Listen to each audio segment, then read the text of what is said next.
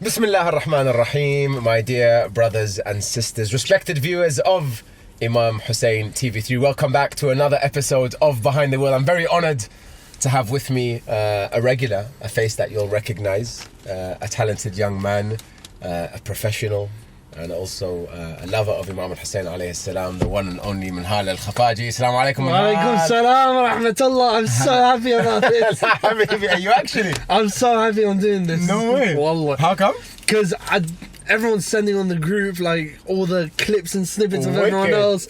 And I was just like, when is it my turn?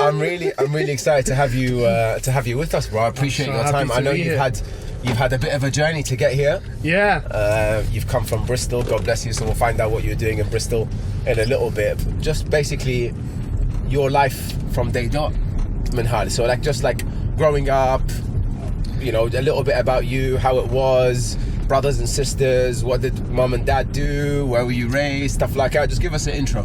So I was born in Denmark. Denmark? Yeah. Come on, Peter Schmeichel. Born in Denmark. Yeah, because Sayyid Murtada, who you've had in an early episode, yes, loves to call me a Hollandi, but okay. Hollande, like Holland, is... They're both in Europe. They're both in Europe. I think Sayyid Murtada is already close enough, and that's a good attempt. But there's a lot of silver around the world. There's only a small amount of gold. Right. In Denmark, there's only a small amount of us here. Really? Yeah, there are not many Danish people. God bless it, yeah. Yeah. So I was born in Denmark, Copenhagen. How long were you there for? About 9 years. Do you remember it? Yeah. So when you look back at Copenhagen life up to 9, what is the influx of memories that you... Oh, the best. Really? Yeah. We get maybe 20 kroners, which is about £2 worth. Mm-hmm. Just go down, go to the local shop, ride your bike, get those, you know, those noodles, Indomie. Yes, Indomie. For the Iraqis, Indomie. For the non-Iraqis, instant noodles. Instant basically. Noodles, yeah, the little packets. Yes. And we'd always look for the tomato one, because it was the best one. And we'd just break it up, pour the spices in, mix it up, and then just down it. Okay, so childhood's eating noodles, basically. Eating noodles, dry noodles. Yeah, very But shout out to... I need to give a shout out. Ahmed, Hassan, Karar and Hamza, those are my best friends in Denmark. I was going to say, actually, wasn't it difficult in terms of friend circle? Because, what year is this? What year are you talking about? What? And like the memories, Denmark, right? Yeah. About 07, 06. Okay, so it's quite a while ago. Yeah. The community in Denmark, I mean, I know it is quite multicultural, but they also have a lot of Danish people there, and I actually don't know, you know, within Denmark and the way that Danes receive non-Danish people and maybe Muslims as well. What was it like? Well, put it this way, my auntie was there for about 22 years. They didn't give her a passport. Wow. Yeah. My mum and my other auntie were one of the lucky ones to get a passport. But it has been labelled as a very racist country.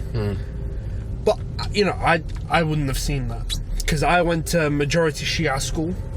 In Denmark? Yeah. Wow. It's called Madrasa al-Ghadir. Lebanese, Iraqis only. Wow. Yeah. Our teacher, Sid Zuhur, was... Shout out to her, she was scary. She was so scary. She had 2 daughters who taught as well. Right. They were really nice. Right.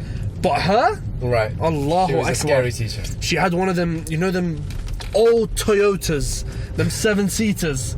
And the number plate was Zuhur. I love how the choice of her cars made her scary in this conversation, but there you go. No, because you see that car driving through, and it's like, you know, Home Alone when the 2 thieves come outside the house? Yes. That's exactly what it was like. Right, fair enough. You just look at it and you're like, okay, she's here. So you had quite, you know, I want to say like strict school upbringing, being a Shia only school for like... majority of my life. And what about at home? What was that like? Are you siblings and stuff like that? Yeah, so I've got my older sister. Yeah. And I've got a younger brother. Okay. So I'm the middle child. I'm the neglected one. I'm the one. I'm the one where I was just like, oh yeah, you're here. No, I'm joking. No, I had.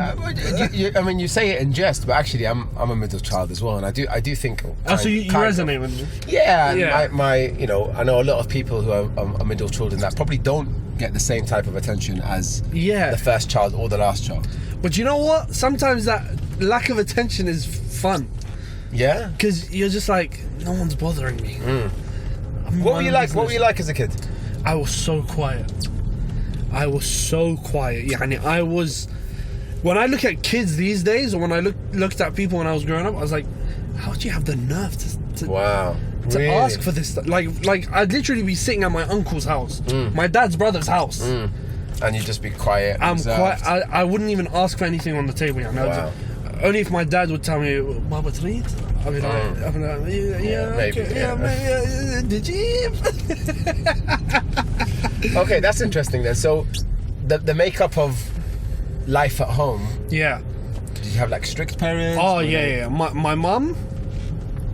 يعني, look, we all love our mothers to bits. Of course. But one thing that she did, which I used to hate back then, but now I'm so thankful for, is one word of Danish at home, and then the heart is flying. Really? Yeah. Arabi, Iraqi, Arabi. Done. يعني. No Danish at home. That's amazing. Yeah, nothing. So at the time, that was a point probably of annoyance for you, but now you look back at it. Yeah, I was like, I can go to Iraq and I can blend in. Yeah. I can speak fluent Iraqi. Yeah. And no one, people here probably think I've just come from Iraq. Oh, gee. But the thing is, like, you know, we were kids, naive and everything. My mum only recently told me this. So one time we were having dinner, and I was trying to turn the TV so I can see from the dinner table. And I accidentally, you know, the JVC big TVs. Like Yes. Old school one. Old school one. So that one, as I'm turning it, the TV dropped. Wow. So it broke the little thing where the cable goes in. Right. For the Danish channels. Right. Cartoon Network, all those channels, right? Yeah, the antenna, basically. The antenna stuff. And so my dad goes, it can't be fixed. 15 years later, I found out that my mum and dad agreed not to fix it. It could be fixed. Because they wanted us to watch Arabic channels. Arabic TV. Yeah, so it was to that point. No Danish TV as well. Why do you think it was so important for them? Yeah, and you look, my dad, 1991, he was part of the Southern Revolution. He was actually one of the first people that took part in that Southern Revolution. Where's your dad from? In Iraq, Simawa. So he was one of the first people, and that's why my dad was one of those that was in the refugee camp of Rafah. So, you know, he's grown up. He was born 1966. My mother's born 1974. You know, they're in their mid to late 20s, early 30s. They've just come to a new country. They don't know what's going on. They're scared for their children's future. You know, it's the first time that generations back they've all been in Iraq. Yeah. This is the first generation that's leaving Iraq and setting up life elsewhere. So they wanted that Iraqi, Arabic to continue. They didn't want it to go. I think that's why they were really strict about it. Yeah, fair enough. And obviously, as you mentioned, you know, it's like we just want to make sure we don't destroy the car on the way through. You know, as you mentioned, you're thankful for that now. 100%. Yeah. And dad, you know, done his thing. I won't lie to you, because he became a dental technician. So he was making, you know, all those crowns. And that was in Denmark. That was in Denmark. Was he studying that in Iraq as well, I guess? No, in Iraq so he's from Samarra all the way south. He actually went to the University of Mosul. Okay. All the way north. So, you know, when ISIS came in and that kind of stuff, and they bombed the University of Mosul, he was actually really, really upset, because that's his university memories, his uni life there. Yeah. But he studied dental technician in Denmark. Right. And then, for some reason, he went on to hearing aids. Maybe like an opportunity. Yeah. So he started making hearing aids. Did you spend a lot of time with your dad as a kid? As a kid, yeah, a lot. But, you know, after 2009, not really. Because we moved to the UK. Yeah. What was that like? So you were like, you seemed like you had a nice little circle in Denmark. Yeah. You were kind of in your own bubble, straight out of school. Yeah. And then, you know, you're kind of not uprooted, but it is difficult to move country, especially 100%. at that age. 100%. I think about my son would have been about the same age now, and if I was to kind of prize him out of where he's comfortable, and move him somewhere else, it would be difficult. Yeah. What are your memories from that period? You know, I still remember to this day. We were on the plane, and I'm like to Mum, Mum, how long are we going to London for? She goes, a year. I'm like, a year? I'm Like, I've heard 10 days, 2 weeks, 5 days. Yeah. A year? Yeah. She goes, yeah, we're going for a year and then we'll be back. I'm like, what about school? She goes, don't worry about school. So I thought this was like a jackpot ticket. A year, no school, gone. It's like a long holiday. Khalas, long holiday. A year turns into 2, 2 turns into 3, 4, 5, 6, 15. Yeah. Now I'm here. So, and then I found out because I didn't see anything. I'm a young kid. What am I going to understand? Yeah. But because of racism and what's going on in Denmark and all those extreme right wing, they had to leave. And also she had her her mother, her father here, my grandparents. Yeah. Her siblings were here as well. Right. So yeah, she just saw fit. So moving over here. One of the things that I've and it's not always the case, but one of the things that I've probably noticed is that if you come from Europe to the UK, yeah, typically as well, like first generation Iraqis that are doing that, a lot of the time it's very difficult for the children to hold on to the same type of morals, ethics, akhlaq, religiosity that kind of makes them who they are. Yeah. Because they kind of get thrown into a new atmosphere and then they've just UK atmosphere is very different. Yeah, it's very, very different. Especially when you first come over. 100%. Yeah, and I remember I went to Mora Primary School. Yeah. Yeah. And I was sitting in the class and these guys are talking to me, but I'm not understanding a word they're saying. That must have been tough, man. So they were. I remember this one ginger kid. He was just like, "You sit there," and I'm looking at him and I'm like, "Okay," and I'm not moving. And these guys are getting so upset with me and so angry with me, and I'm just like, I'm just a kid. Like, what am I supposed to do? Yeah. I'm just like I'd say first 3 months were difficult. Yeah, but I mean, look, at that age, you have like a naturally built resilience that Allah Subhanahu wa Taala gives children. Yeah. Yeah. I mean, you look back at it now, and I'm sure you're not upset about it. No, definitely not. Kids, right? No, because first 3 months, my mum actually wanted to send me to school like from get-go, from day one, right? And then my auntie, who's older than my mum, she goes, "No, he has to stay at home and learn English." And I'm thinking, how on earth am I going to learn English? Like, if I'm not going to school, how would I learn English? Yeah. So my auntie would put Peppa Pig on for me. Oh, bless you. That's why you sound like Daddy Pig. There you go. No, but that's exactly how I learned English. Wow. Watching Peppa Pig and watching CBBC. Crazy. Yeah, and I remember I'd always, like, every morning, all my cousins and my siblings, because my sister actually came to the UK before us. Oh, is it? Yeah. So she came to the UK before us for God knows what reason. I still don't know till this day why she came 2 years before us. So my sister already knew English. She was already in school, all that kind of stuff. And I was like, I was just seeing them all go to school every day in their uniform, and I'm chilling at home and I'm waiting for like 5-6 hours for them to come back. Yeah. It was so boring. Yeah, I can imagine. Sitting on your own watching Peppa Pig all day like this. Yeah. So that's like primary school is getting used to life, and then by the time you kind of fixed and got comfortable and you got to like high school years. Yeah. What was that like? What was your high school period like? Coming into like teens and early adulthood. Do you know what? It was. I think it was just as difficult. Really? Yeah, because from primary school, like I moved to, because all of us cousins went to the same primary school. Okay, so at least you had the network there. Yeah, no, but the thing is, like, the first primary school I went to was a temporary one. Right. Then I went to the school that all of us went to, and from the get-go I faced bullying. I was bullied. There was this one guy who was like, "Oh, he can't play with us," blah blah blah. And then, shout out to my best friend of 15 years right now, 16 years old. From the day I came here, he was the only guy that stood up for me. Iraqi Shia guy called Hussein. Right. He's the only guy that stood up for me. He goes, "No, if he's not playing, I'm not playing." I'm like, "You barely know me."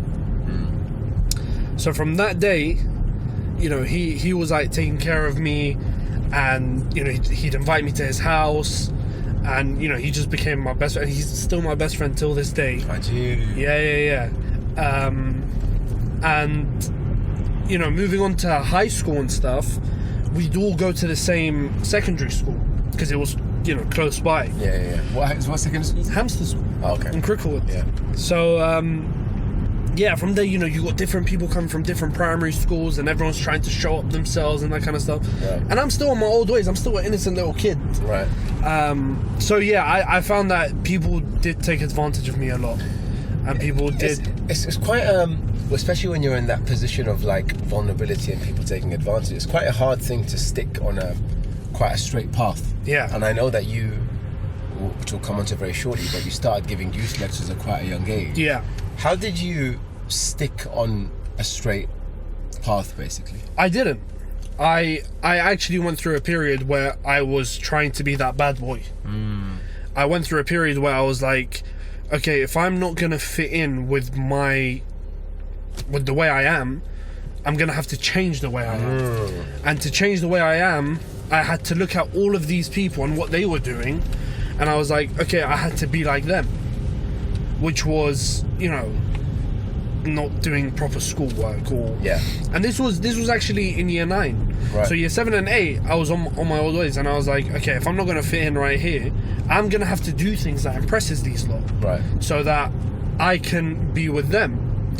If you were like looking back at that 15-year-old self now, and you had to give Minhal at 15 some advice, because I'm sure there are brothers and sisters who are watching that might be 15-year-old themselves, maybe going through something similar, or there might be parents thinking like, you know, I've got a teenager now and I'm worried about this. What advice would you give to that younger version of you? You're enough. You don't have to change, because sooner or later you'll find that your own personality, the person you grow up to be, is what people actually like. And those people who you see right now, who are these popular kids and who everyone wants to hang around with and who are the funny kids, and these guys amount to nothing in the end. Yeah. Because, you know, I'd say look at yourself in 10 years time where you are and look at where they are. I mean, some of the people, it's sad to say, but some of the people that I was actually trying to impress, and some of them are in prison now. Wow. Yeah. So you could have really slipped into 100% the wrong crowd there very 100%. very easily, and we've seen it happen, right? Yeah, we both know mutual contacts who we've seen it happen to. Yeah. So how did you know, what was your saving grace? What was the reason that you stayed away from? You know Ali Amin? I know Ali Amin, yeah. Yeah. So one day I was chilling in bed and I was going through Snapchat. Yeah. So I think when Snapchat first came out or something. Yeah. And I'm always late to these things, so like BBM, BlackBerry Messenger. Yeah. I was very late to that. Instagram, Snapchat, very late. I was very late to that, but right. You know, I had a few contacts, and I was going through Ali Amin's story. Yeah. You know, his story just popped up. Yep. And it was a video of Sayyid Ammar. Sayyid Ammar Nakhshawani. Yeah, Sayyid Ammar Nakhshawani. Yeah. And for me, you know, my parents have taken me to Husseiniya and stuff. You know, it got to a point where I used to argue with my own mum. I'm not going Husseiniya. How come? I'm trying to be this idiotic bad boy. You know, and it just wasn't appealing to you. Just wasn't appealing. Khatib speaks in Arabic, and I'm just like, what on earth am I going to understand? And blah blah blah. And so that one quote. Do you remember what it was? If the veil between me and Allah were removed, it wouldn't increase my iman and certainty in Allah. And then he goes, the nice thing about Sayyid Ammar is like the emotion he puts in. He goes, wow. Yeah.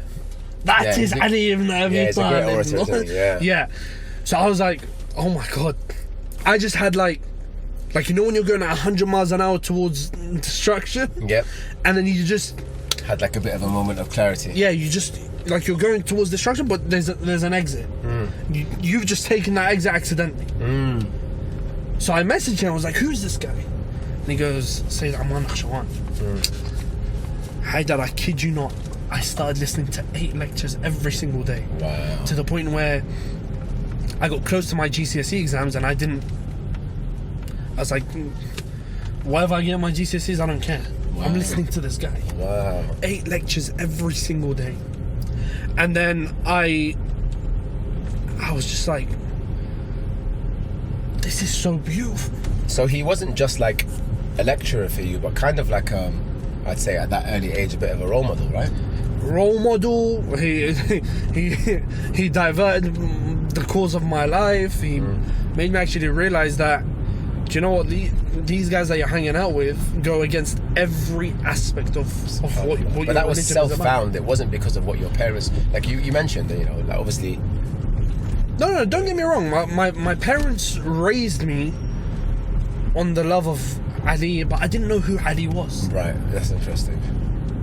They raised me on the love of the Ahlul Bayt, but I didn't know who the Ahlul Bayt were. You know, all I knew was Ahlul Bayt, Ali. Yeah, I'm Shia, but who is he? Who What's he stand for? It's interesting because actually, I mean, shout out to Sayyid Ammar. I don't know if you'll watch this. I'm sure we'll cut him this clip. So inshallah, 100%. Shout out to Sayyid Ammar. You know, Sayyid Ammar's first ever lectures were done when I was about 12, 13. Haraka al-Haydariyya? No, before that. Really? Yeah, he used to coach us football.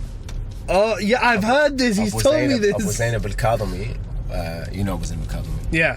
He used to, God bless him, arrange football training for boys. Yeah. So we had different people. The coach that we really liked, because he was actually a good footballer and he had a decent knowledge of football, was Sayyid Ammar. Yeah. And he grabbed us once. Liverpool fan as well? Always a Liverpool fan. Yeah, always. Yeah. May Allah guide. I'm surprised Sayyid Ammar chills with me because I'm not a Liverpool fan. So I think one of the days he grabbed us after the training.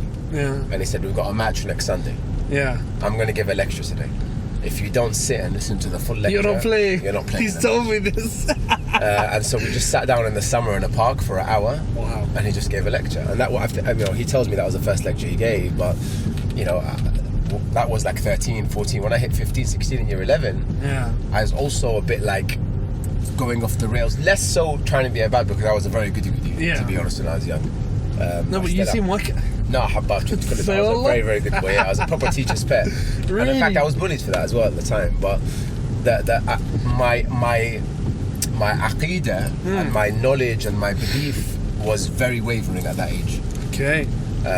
Because I was very disillusioned with how mosques would interact with us, and as you say, the Arabic speakers. I'd sit down and listen to a lecture, and the guy would talk about 7 different types of divorce for an hour, and it means absolutely nothing to a 15-year-old.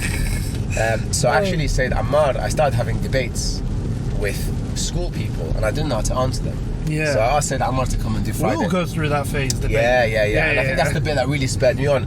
But I got Sayyid Ammar to come and do Salat al-Jum'ah in my high school for about 2 years. Really? Yeah, every Friday. Wow. Yeah, every Friday he'd do the khutbah and the salah, and a few people kind of like embraced the Shia school of thought from that as well. Wow, that's solid.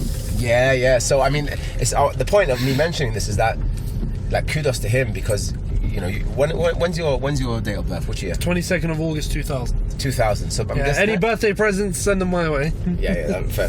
Remember. So I'm 13 years older than you. Wow. Right. And Sayyid Ammar. روحك شبابية. I'm not feeling like it at the moment. I'm feeling a bit old. My body's getting weak. But I mean, like 13 years difference. And he affected me at one age and you at the same age. Yeah. Which really is a phenomenal 100% credit to him. 100% credit to him. But also, I also want to give credit to the people who actually allowed me to serve. Yeah. You know, you mentioned youth lectures. So basically, you then saw Sayyid Ammar, you thought, I love this guy.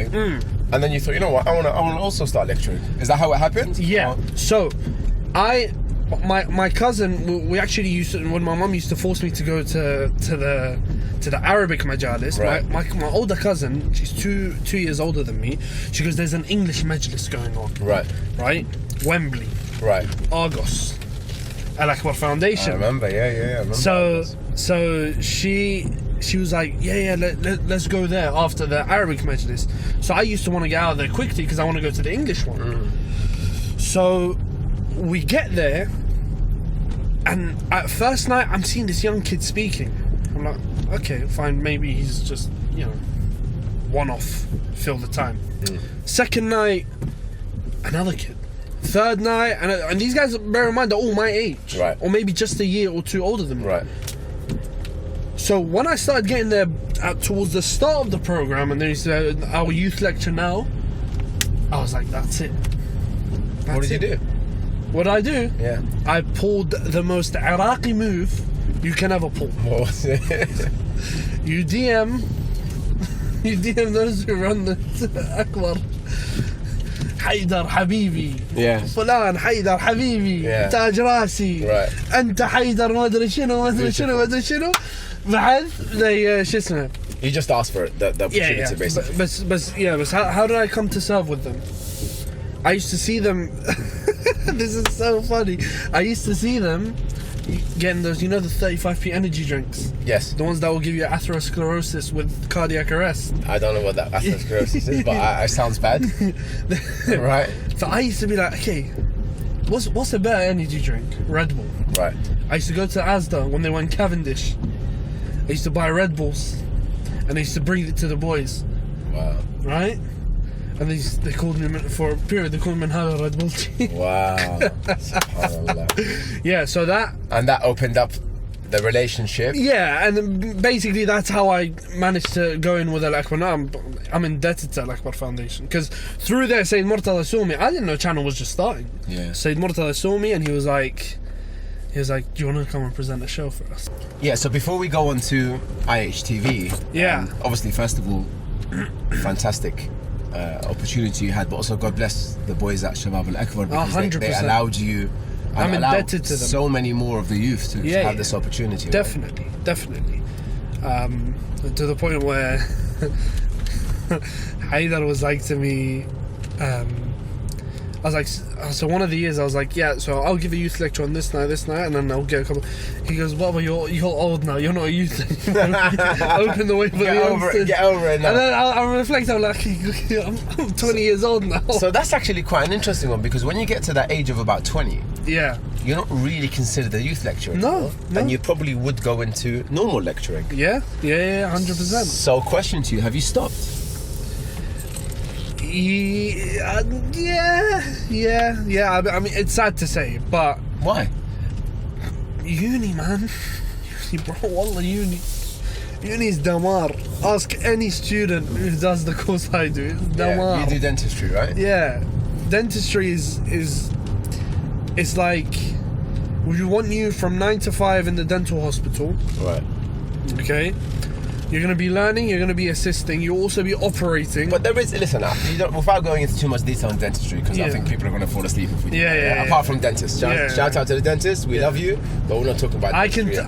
I can talk about dentistry the way a narcissist talks about himself. Yeah, fantastic. We're definitely not going to do that. So the reality is, you could still find a way. You could still find a way. That's if I didn't have any time to relax, Because, don't get me wrong, you're 9 to 5 in the dental hospital, but you've also got online lectures you have to do at home. Yeah. Which are, you've got, some weeks you have 4 of them. Right. Some weeks you've got 9. Right. Some weeks you've got 12. Every week changes. And your spare time, it's really difficult to actually find the energy to actually open that, Bihar al-Anwar or al-Kafi. Yeah, I'm with you. I mean, I do appreciate that. Actually, I haven't heard many of your lectures, and I think I've heard a few Akbar Youth ones, and I've heard you. But I can tell that you are someone that's invested time into what they're saying when you do say it. And I do think that's important as well for anyone out there who is considering wanting to be a lecturer or a youth lecturer. Yeah, 100%. And also, I'd like to take a moment maybe to talk about a little bit of advice, like first of all, was it what you thought it would be? Was it rewarding? Do you regret it? Did you enjoy it? Was it valuable? Youth lecturing? Yeah. Oh. Yeah, very, very not exactly what I expected, because, you don't expect to be ridiculed at the age of 15 or 16. Were you ridiculed? Yeah. Why? Well, because someone. Right, no names needed, but... I don't even know their name, that's the thing. But, if you're growing up listening to Sayyid Ammar 8 hours a day for a whole year, your style is going to be like his. Yeah. You're going to try and mimic his style because that's who everyone. Because that's what got you into the religion and stuff. And why not? He's great. He's great at what he does. Exactly. It's like literally like. I know this is a really stupid analogy, but how many young children try to take free kicks like David Beckham growing up because of the way he's very good at what he does? That's a good analogy. But I was just fishing for it. Yeah. Yeah. Okay. So you copied his style, yeah? So I copied his style. Right. And I was like 15 years old. Yeah. Someone from the community who was sitting there sent a 3-paragraph text. Wow. To one of the guys. I was like, basically, don't be a copycat. I was just there thinking, like, really? That's what you had to say? Did they shelter you from that feedback? I mean, I don't want to call it negative feedback. It's just feedback, isn't it? Yeah. But it's probably put in a negative light. Yeah. Did the organisers shelter you from that as well? So they said, look, the feedback is they have a point, okay, but we like the way you're doing things, but try find your own style. So they didn't say this feedback is good and you shouldn't do this and you should. No. So they helped you, and I think that's important as well to have people that help on the way. 100%. So I mean, listen, just on that point then, for those at home who are thinking about giving lectures, by the way, it doesn't have to be necessarily youth, because I know, like, probably like 5 or 6 years ago, I'm a grown adult, I probably was far less comfortable speaking in person than I am now, for example. But again, because I've done it more, then you become the host with the most. I mean, that's one way of describing me. I wouldn't describe me in that way, but there you go. So he's humble. what bits of advice would you give to those who are thinking about pursuing speaking publicly, especially Islamic lecturing? What bits of advice would you give? That's a nice house. Sorry, you're going up there anyway, right? Yeah. Why make it difficult for yourself? How do you mean? Like, put it this way: if I'm going up on a stage or on a pulpit, yes, and I'm going to speak in front of these, I don't know, let's say 500 people or 1,000 people, right? Why? I don't want to say make a fool of myself or mockery of myself, but why make it difficult for myself? Why show people that I'm nervous? Because you are nervous, though. Yeah. Sometimes it's difficult not to show that. So the question is, what bits of advice would you give to someone that maybe let's say someone that's nerves is the reason they can't be as good as they can? What advice can you give? Is it, if it is a mindset thing, what helps with that, for example? Well, to be honest, the way I thought of it is, I'm going up there anyway, so I might as well do my best. Right. And I might as well, So what did you do practically for you to be able to do your best? Because that's the difference, isn't it? I think just thinking you're going to be good at something doesn't really work. I can speak from experience. No. Look, practicing in front of the mirror and me sitting on minbar is like, I'm 100 times better in front of the mirror than I am on minbar. But I mean, a really good point there is that anyone who's thinking about at a young age of public speaking, no matter if it's Islamic or not, is practicing. Yeah, of course. Practicing is key, but don't memorize. Okay. Don't memorize. So understand the topic, maybe 100%. Triggers. Do you have like bullet points to remind you of? Yeah. Definitely. Okay. Definitely. Whenever I used to, practice to give youth lectures, I'd always have, what my 3 bullet points going to be? Nice. Because I can't do like 5 or 7. No. It's 15 minutes. Yeah, you don't need to anyway. 3 is max, maybe 4. Yeah. Okay, what are my bullet points? And then how do I link those bullet points? Right. How do I link this bullet point to this bullet point? And then whatever's in between, it just comes from learning the actual topic. It comes from understanding the topic. Because if you don't understand the topic and you're just trying to memorize, it's like me trying to explain something in finance, right, without actually understanding anything in finance. Yeah. But if, for example, you want me to explain something dentistry, you can ask me something about dentistry. Because you understand it. Because I understand it, I'm going to be able to explain it to you very nicely and very easily and very concise. So is it the end of Minhal al-Khafaji? I don't want to say the end. No, I don't want to say the end, because I think there's always room for tabligh. Maybe after I finish my degree. Inshallah. Yeah. Yeah, because No, I mean, listen, from what I heard, after I finish my degree, I won't have lectures to do. Yeah, exactly. and to be fair, I think from what I heard of you at a young age, you were very good at it, so it would be a shame for you not to pursue that, by the way. But you also, I mean, it opened up a very nice avenue, as you said, because, you know, you were then approached by someone in IHTV. Yeah. He was behind the wheel. Yeah, he was behind the wheel. No, he wasn't really. He was a guest of behind the wheel. He was a guest of behind the wheel. Only I'm behind the wheel. Yeah, the guy with the most noor. Sayyid Murtada. Yeah, Sayyid Murtada al-Husseini. MashaAllah, that's two episodes now, or 3 episodes. People are keeping referring to the impact that he had. So God bless him for that. Yeah, Sayyid Murtada's.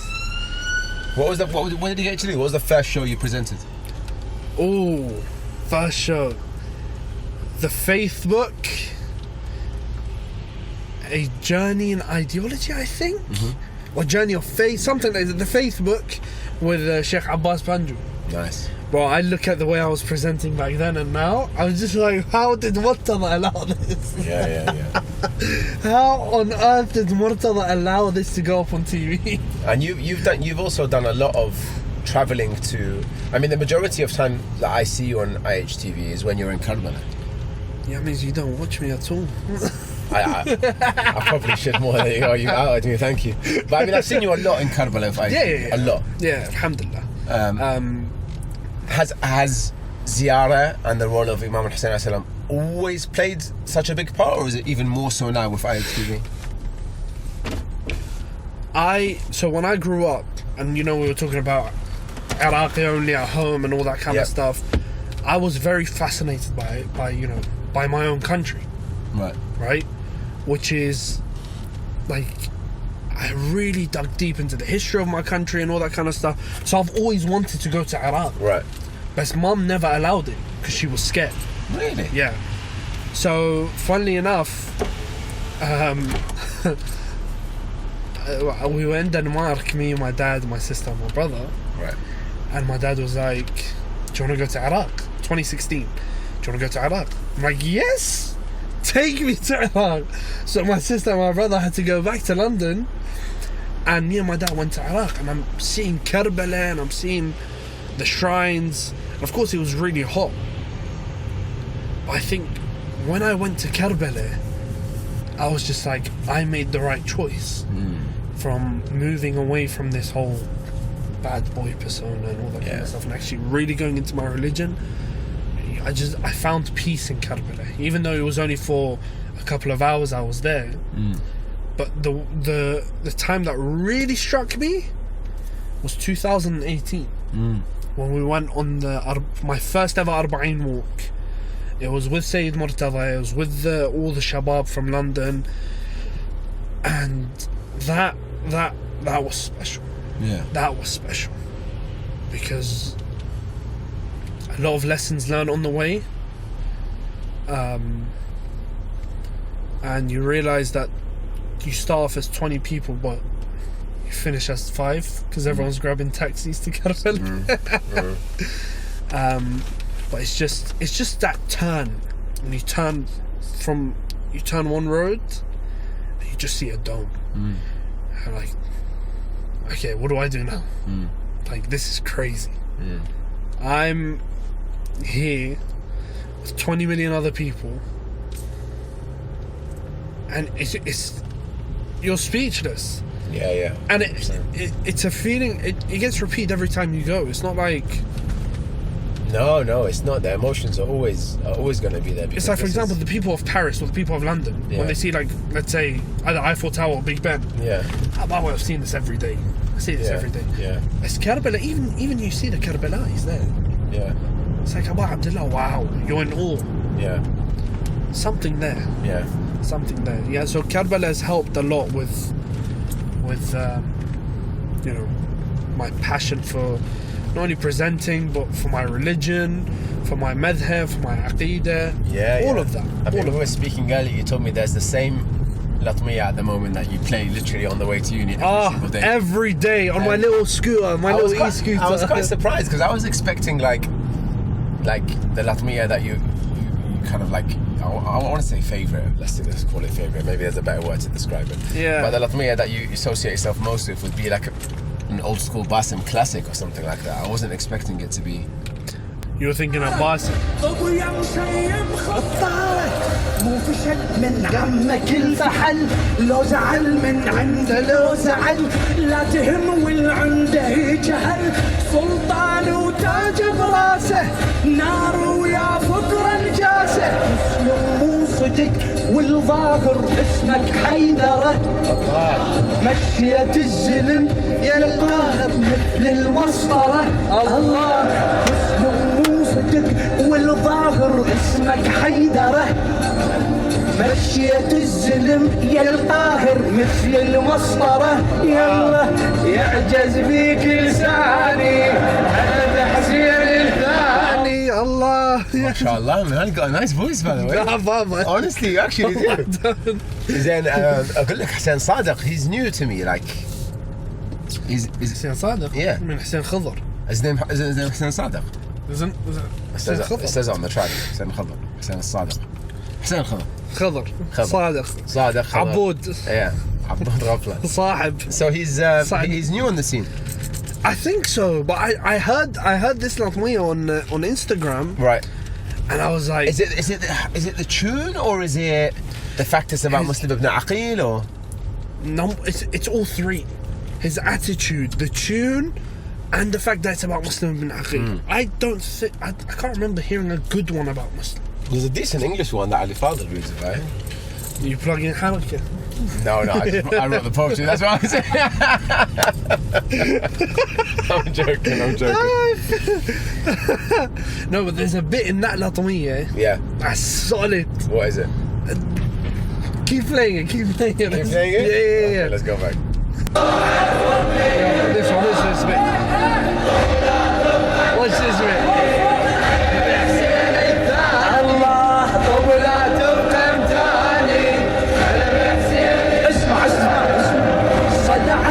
رج وميرج على مهلك واتخذ رهج نبي سيفك وبمرام حج كبر يا مدار وصله يا شيطان يوصل له تفخر نغير. For those who are probably getting into it, for those that don't speak Arabic, do you want to translate? Don't ask me to translate. Do you want to try to? Between the lines, translate us between the lines. What's the mullah talking about there? صدع عزمك رج وما يرج. Basically, you've caused an earthquake between Bani Umayyah, right?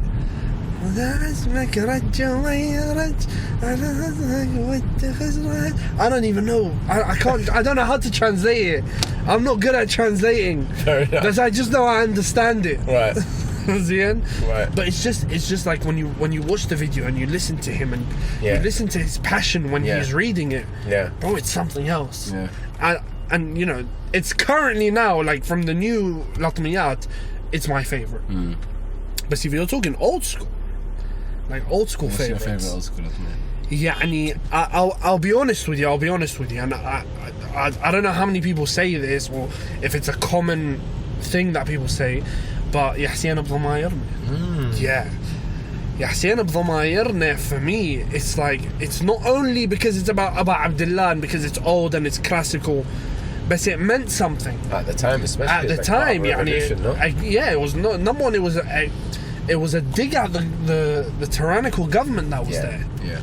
So, for me, it's not only bravery, but it's like the whole ثورة of Imam Hussein عليه السلام in one Latmiyya, and it's very applicable to the time. Yeah, so Hussein al-Dhamayarna is a classic. But also you've got هذا الغريب منين. There's so many. Yeah, no, it's impossible to pick a single favorite. Yeah, it sounds like it's a world that you're pretty passionate about. Oh, 100%. Yeah. We're going to run someone over. Let's wait for that. Yep. You've made it on Behind the Wheel. Well done. Okay, so IHTV, obviously, you're still presenting, still working with them as well. I know there's also a tour coming up. Yeah, Imam Hussein tours. Yeah. Sign up. Tell us about that.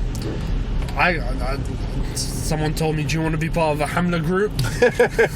That easy? I said, are we going Karbala? He said, yeah. I was like, why not? Why not? Let's do it. Why not? What should the Zawar expect? Do you know what? I've spoken to the organizer and I've said we have to do something that other tour groups haven't done. So, you know, Zawar can if it's a smaller group, then Zawar can expect a more, you know, because I know with bigger groups people tend to not want to hassle the guy that is running the Hamla because they feel like he's going through a lot of things and he's, you know, doing all of these things. But with, you know, with us, I think we just take it as it goes. Very chill. Yeah. You know, you can expect definitely tours of Imam Hussein TV and the new studio and getting a rooftop view. Yeah, it's beautiful. Of the shrines. That's a view that you cannot get enough of. And I think people are going to want to go there every single day. But also, you got Muhsin Shah coming. What more can I say? You got to say it's Muhsin Shah coming. What more can I say? You have to use this moment to try to highlight the benefits of coming, and you're just trying to put people off by saying Muhsin Shah. No. No. Muhsin Shah. You know, benefits. Number one, you're coming in December. Right. Okay. The weather's perfect. Right. You can spend more time at the shrines. And I think people are slowly starting to realise that, you know, if we're going to these different countries, Spain, Portugal, Croatia, Middle East, like Dubai, all that kind, it's all the same. Yeah. Beach, shopping mall, restaurants. Yeah. That's it. Really, what is there to it? You're just going to Iraq. I think definitely like part of anyone's itinerary for the year should be like a spiritual recharge. 100%. In terms of, again, thinking about the brothers and sisters at home, to maybe give some practical advice, how do you balance the presenting, travelling to Karbala, now you've got the Imam Hussein TV Ziyara group as well as being, you know, a third-year dental student? How do you balance that? I don't know myself. Really? I'll be honest with you, I don't know how I'm balancing this. Give it a think, because there's got to be stuff that you do, or points that you know, maybe unconsciously focus on, that mean that you're able to maintain and kind of... No, let's make one thing clear. Yeah. My uni work, when I'm at uni, comes above anything else. Okay. Comes above socialising, comes above going out with friends, comes above anything. Right. Because ultimately that's literally what I'm there for. Right. I'm there to get my degree. Right. So when it comes to, like, you know, alhamdulillah, the guys at Imam Hussein TV, they always give me a heads up, like, you know, we need you on this day. Right. So I make sure that I've gotten all my lectures done, all my notes done, all my exams and competencies out of the way. All of that is done before that day, because otherwise I will have a panic attack. In terms of the dentistry world, you know, obviously you have a clear passion for it now, and so I think we'll take this moment, Brother Minhal, to also make a dua for you, inshallah, Allah yuwaffaqak, and to help you in the next couple of years. Allah, get me married. Ya Allah. Actually, on that point, moving forward then, how does that work with, like, marriage, what you want from life? You know, are you waiting until you finish your degree before anything? Yeah, I'd say because I'm in Bristol, I'm 2.5 hours away. Right. And realistically, there's no Iraqi community in Bristol. Yeah. So you might have to speak up. By the way, mashallah, the heavens have opened up. As soon as we made dua for you, subhanallah, ya Allah, give me one of the times where dua is mustajab. Ya Allah, ya Allah. So inshallah, it's accepted, but it started to rain extremely heavily. Ya Allah, give Haydar Qaza 7 more kids. Anyway. I'm okay with it. But yeah, so because I'm in Bristol, I'm in my 3rd year, I've got 2 years to go. I'd say it's dhulm if I get married and she's here. Right. In London. Because realistically, I'm going to go for someone from London. Yeah. Because my mum knows people in London. Inshallah. So yeah, I was going to say maybe towards the end of my 4th year. Inshallah. Listen, you're still young, but you're getting to that age now, and I think just a bit of advice from my side as well. You put your faith in Allah subhanahu wa ta'ala. You keep working on yourself. Yeah. Because if you have the traits that you want... Would you recommend it? What? Marriage? As soon as possible. Yeah, because you know your wife's going to watch this. Yeah, 100%. But even if she wasn't, even if she genuinely, like, you know, I think it's something that's recommended by the Ahlul Bayt from a young age anyway. A young and early marriage, and obviously it's the completion of of half your deen, and we know there are multiple hadiths that the people of hellfire are majority people who are not married, and etc. There's a million hadiths you could Yeah. So we know the importance of it. No, definitely. 100%. So yeah, as soon as possible, bro. But if the moment's right when, for you finish university, then I think the conversation is getting a little bit serious now. So Yeah. Maybe to lighten things up, I'm gonna put your favorite Mawlid on. Oh yes. And there's one particular line that I want you to explain what it means. And I'll stop when we get to that line. Are we doing tafsir? Yes. Are we doing? Because I'm not accepting that your last favorite Latmiya. Dum dum dum dum tira. Okay. Dum dum dum Let's dum listen to it. tira. There you go. That is the favorite Mawlid. Right. Let's go. Let's give it a go. Allah is green. You're holding up traffic.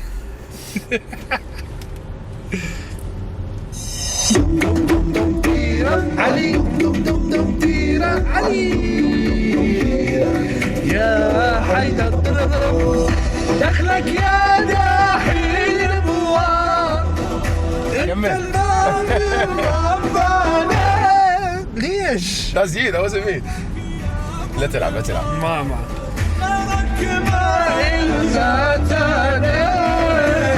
دخلك يا داحي الابواب انت الباب الرباني واحنا ترابك يا متراب غيرك حمالي زادني محتارك مالك شو بكتب يا Shooby dooby. What does shooby dooby mean? That's Scooby Doo. Scooby Doo.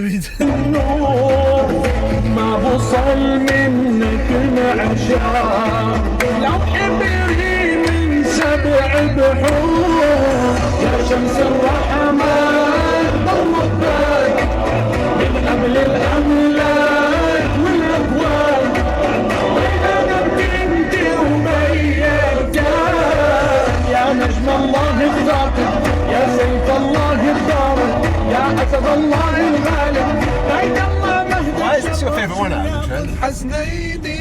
Is it just the vibes? It just brings Khaliji, Lebanese into one. Yeah. It's just really nice. Yeah, it's a really easy listen to me. It's a very easy listen. It's nice. It flows nicely. Yeah. I think there's some Ali that, yeah, they're nice, but they don't flow nice. Yeah, no, it's good. It's really good. Yeah, I think this one's Big up to Asir. I think he's got a Spanish one as well. He He does have a Spanish one as well, doesn't he? Which is nice. Minhal, Habib, it's been lovely to speak to you, bro. Wallah, lovely to speak to you too. I've really enjoyed it. I've enjoyed it as well. You enjoy your time on Behind the Yeah. Wheel. The last thing is essentially we just got a quick fire round of questions. I'm looking forward to We this. do that with every guest. Ya Allah. So we're nearly at our destination. The only thing that we need from you, brother Minhal, is for you to be, there you go, is to be just extremely honest. Okay. And if there's an option answer, you have to choose an option. And if it's not an option answer, Ya then you've Allah. just got summarize as soon as you can, or as comprehensively and coherently and succinctly as you can.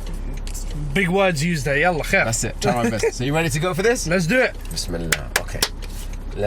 First question. I know you're a massive Arsenal fan. Yeah. Thierry Henry or Dennis Bergkamp? Henry. Bergkamp. Henry. Really? Henry. All day. All day. The younger kids are like, who's Henry and who's Bergkamp? Please YouTube it.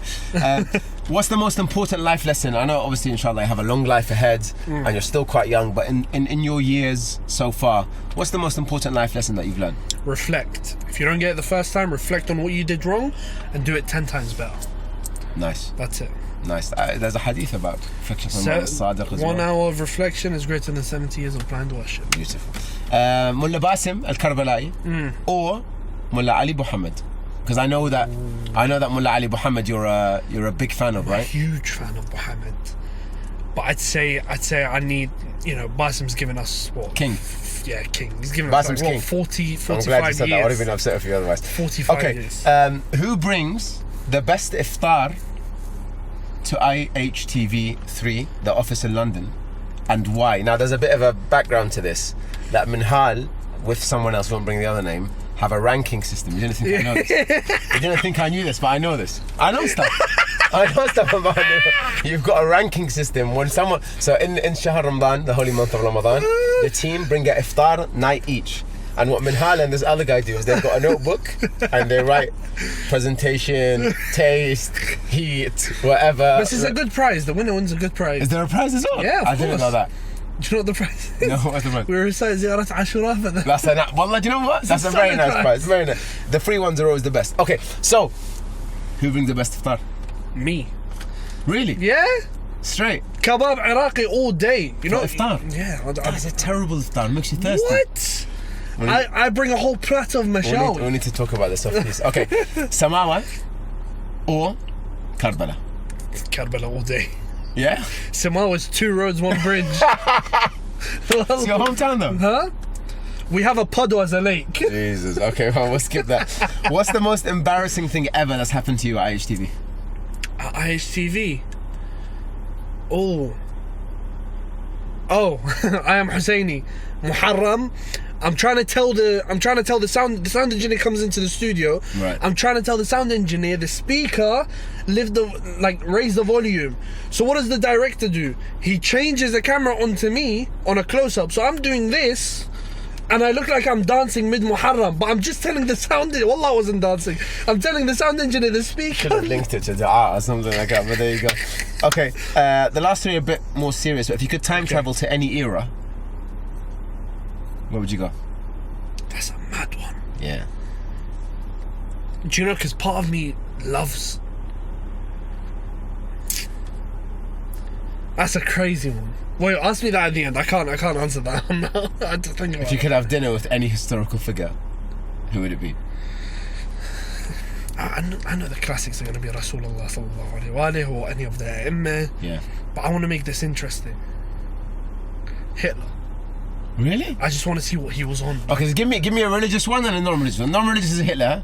What's the religious one? Malik al-Ashtar. Nice. Yeah, because Malik al-Ashtar, I want to see how he understands Ali ibn Abi Talib. And then I want to see how we've understood Ali ibn Abi Talib. But with Hitler, it's not because I admire Hitler or anything. I just want to see what his mind was going through. Yeah, absolutely lunatic. Go back to the time travel one. Oh, time travel is... I would love to have been in Iraq in the 50s. Really? Yeah. How come? Because in the 50s, you look at... You're going from monarchy to republic to Ba'ath in the 60s.